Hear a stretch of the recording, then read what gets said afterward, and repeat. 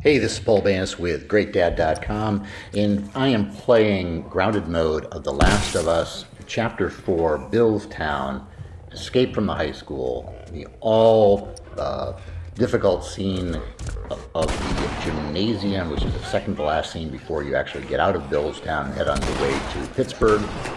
This is for me, so far playing in Grounded Mode, this was the most difficult scene. In fact, just a confession, I started playing it on Grounded Mode back last summer of 2018, and had played this Grounded Mode chapter for, let's see, 3, 4, 7, 8 months before being able to finally kill the bloater.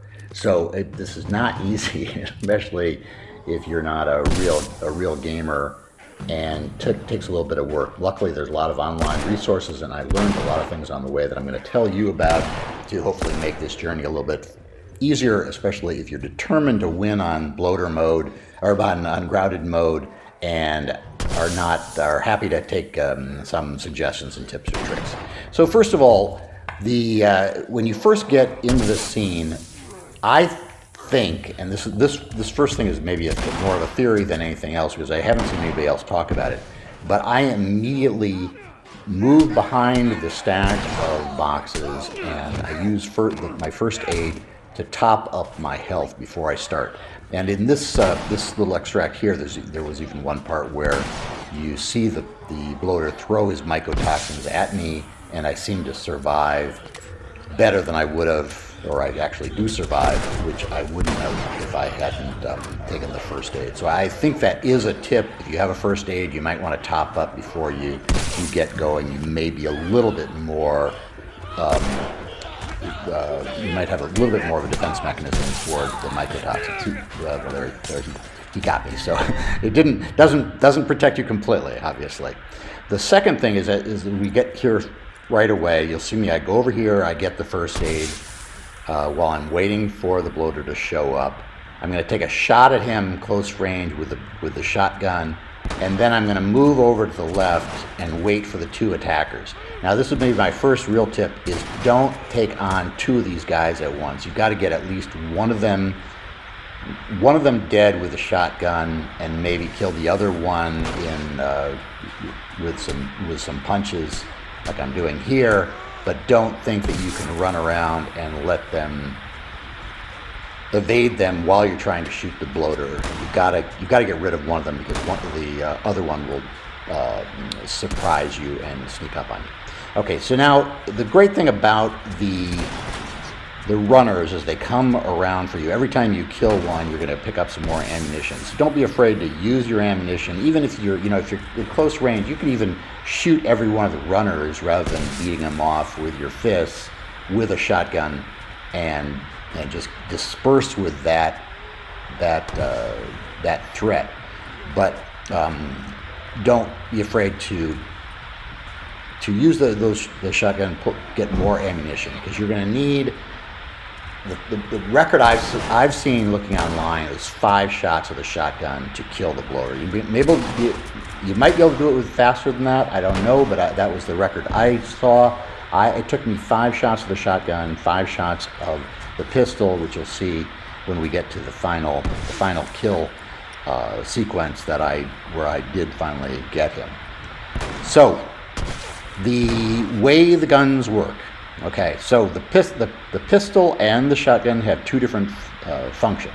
With the pistol, you can shoot off the vulnerable areas where he has the extra armor, which is a glowing spot. So you're going to want to, when you have your pistol out, you're going to want to shoot as accurately as you can to hit those spots that glow, and that will knock off his armor. The shot, and you could do that from pretty far range too. You don't have to be right next to him. On the other hand, if you have the shotgun, you've got to be really close up, just the same way as to get the runners. You have to be close up to really knock them on their tails and move on. So the key strategy in this game, this chapter, is to use that tower of blocks that's covered by the curtain, that you see right there, and to draw the bloater around and around and around it, taking a pot shot at him and then moving out of the way.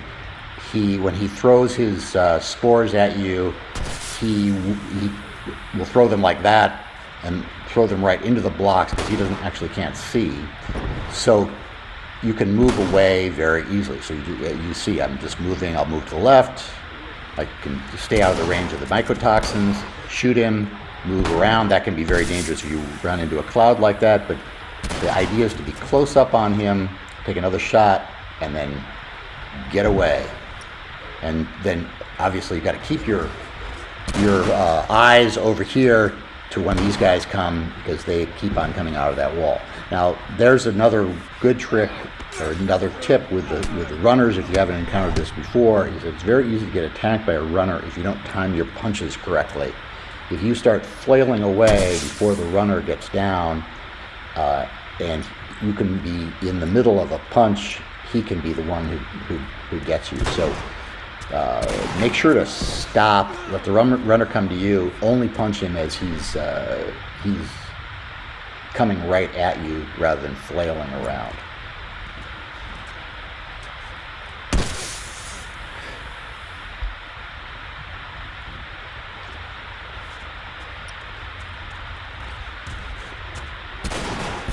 So it is kind of fun to be able to, when you realize that you've got the ability to, or you're going to have unlimited ammo here, to just knock out these runners without really spending a lot of time on it.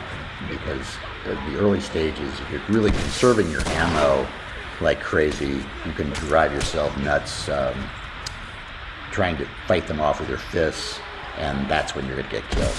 Inevitably, while you're taking one more punch of the runner, that's when you're going to get spores thrown at you and die a terrible death.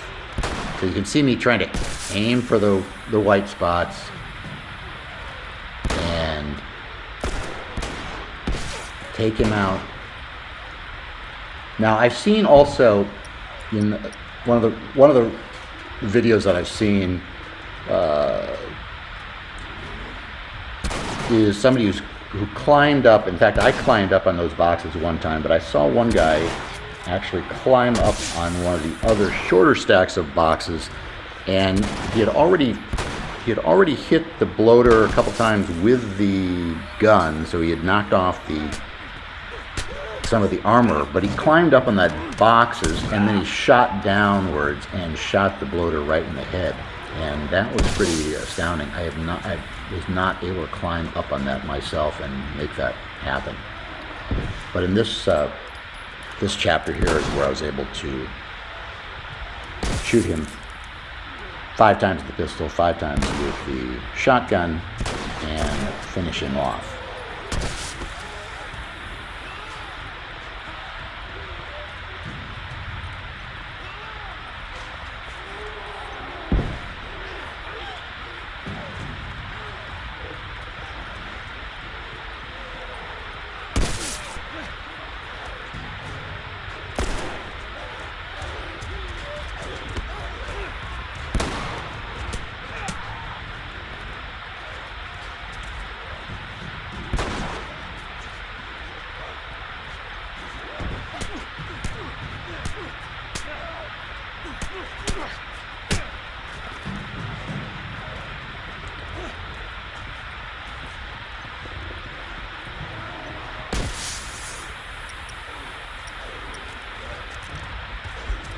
Obviously, Joel can become quite exhausted running around and around here.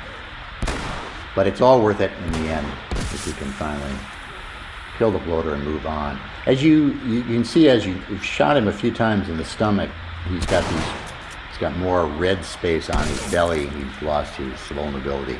Now, I'd love to hear in comments if anybody knows. There seem to be several theories here, actually, about how to kill the bloater. And there was a wiki that I put the link on in the comments that explains how the bloater works. But people have different ideas here about how to get him. One One suggestion that I thought was interesting, and I kept on trying it, it didn't seem to work for me, was to shoot at his legs, and then he would fall down. Another one said that you should just keep on shooting at his head. Another one said you should first shoot off all the armor, that is, shoot those glowing spots in his chest and his belly, and then his head would become more vulnerable. And then another one said just keep on shooting at his belly, because then he would then become vulnerable in his belly. So for my money, I would just keep on shooting at his belly, either the pistol at further range or the shotgun at closer range. That worked for me. The other strategies may work, but I couldn't make them happen. I'd love to hear what you've seen as a record on grounded mode of how few shots it would take to kill the bloater.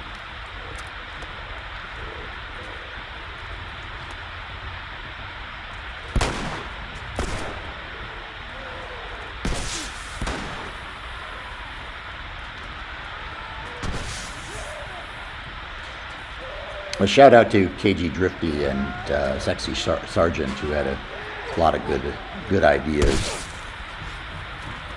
One of them did just suggest running around and around for 10 or 15 minutes. It shouldn't take 10 to 15 minutes to kill him if you are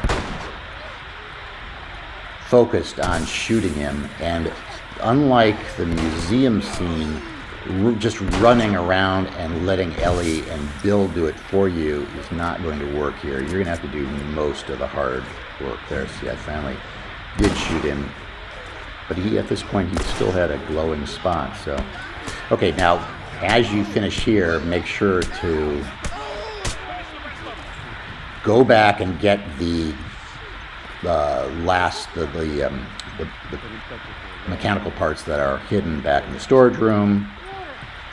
That's the only thing of value in the gymnasium on grounded mode. And then wait, help them up on the bleachers, and then of course wait for the three more bloaters, or three more runners who are going to come down immediately to kill Joel before he escapes. It would be really a drag if you didn't know they're coming and got killed here and have to do the bloater all over again. You do have time to punch this guy out if you want to, saving your shots because you're not going to get any more. And then you've got one more guy who's going to come down, and you can dispatch him either with a gun or with your fists. And then you're home free. And then you just have the sequence of the transition sequence of going to the garage and finding the car, finding Bill's friend, and on to the next scene, which I will also help you through if you need that help on grounded mode. Thanks for listening. Don't forget to subscribe, because I'll be doing more grounded playthroughs, since they are a big challenge for me, and I've learned a lot playing and doing the research, and would like to share that with you. Okay, take care. Paul Banis, GreatDad.com. See you next time. Bye.